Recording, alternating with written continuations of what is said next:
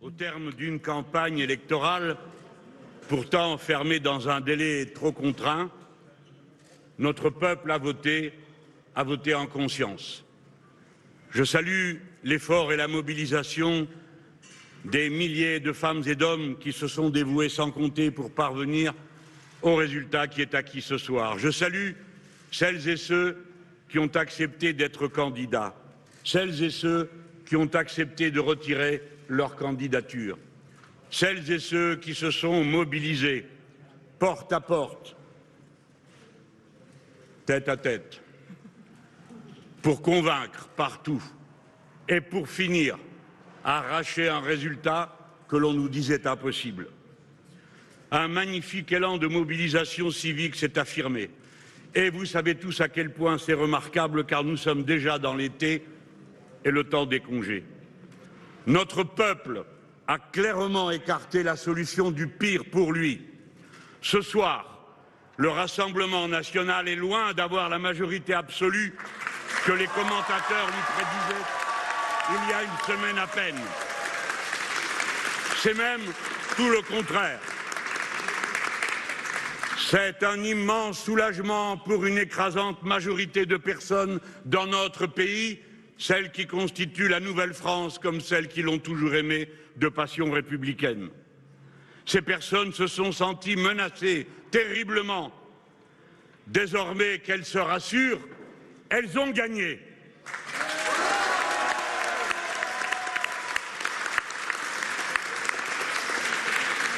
Avec ces bulletins de vote, une majorité a fait un autre choix pour le pays. La volonté du peuple doit être dorénavant strictement respectée. Dès lors, aucun subterfuge, arrangement ou combinaison ne serait acceptable. En effet, les leçons du vote sont sans appel. La défaite du président de la République et de sa coalition est clairement confirmée. Le président doit s'incliner et admettre cette défaite sans tenter de la contourner de quelque façon que ce soit. Le Premier ministre doit s'en aller. En effet, il n'a jamais reçu la confiance de l'Assemblée nationale. Il vient de diriger la campagne perdue par son camp et il a reçu un vote de défiance populaire massif. Le président a le pouvoir, le président a le devoir d'appeler le nouveau Front populaire à gouverner.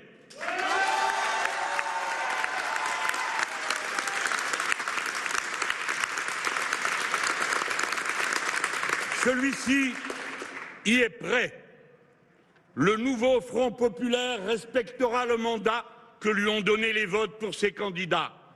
La parole donnée sera tenue. Le nouveau Front populaire appliquera son programme. Rien que son programme, mais tout son programme.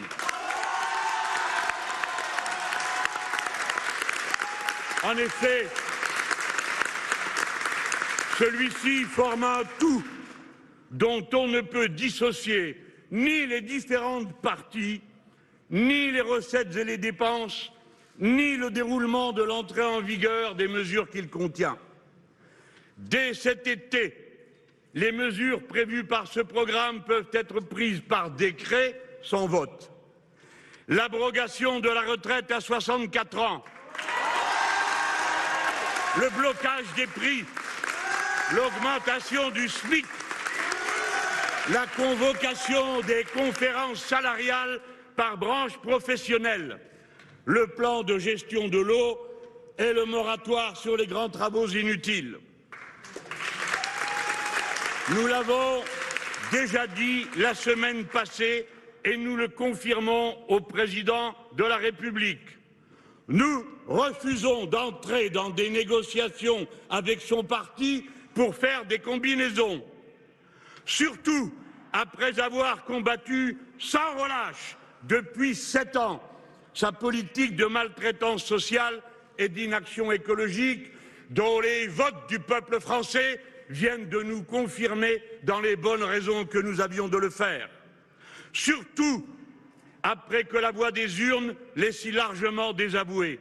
Surtout après que le nouveau Front populaire, en dépit de tous les coups reçus, de toutes les diffamations, de toutes les insultes, ait conquis la place éminente que le peuple lui a donnée.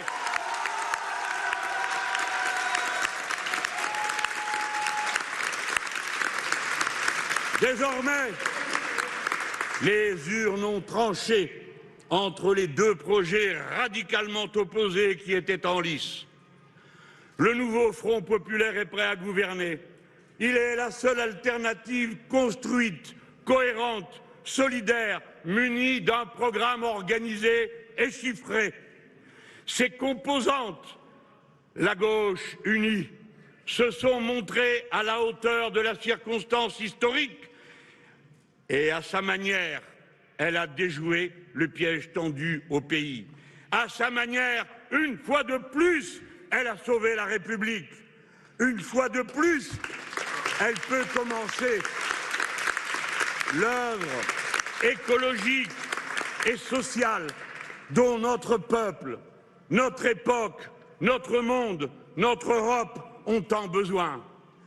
Écoutez, amis, camarades, femmes et hommes qui, dans le pays tout entier, attendaient dans l'émotion et l'angoisse cet instant qui a retourné tous les pronostics, grâce à la ferveur de votre engagement, à votre fidélité, à votre loyauté aux consignes qui étaient données. Écoutez le poète quand il chante la France, au grand soleil d'été qui courbe la Provence, des genêts de Bretagne aux bruyères d'Ardèche, quelque chose dans l'air dorénavant à cette transparence et ce goût du bonheur qui rend ma lèvre sèche, ma France.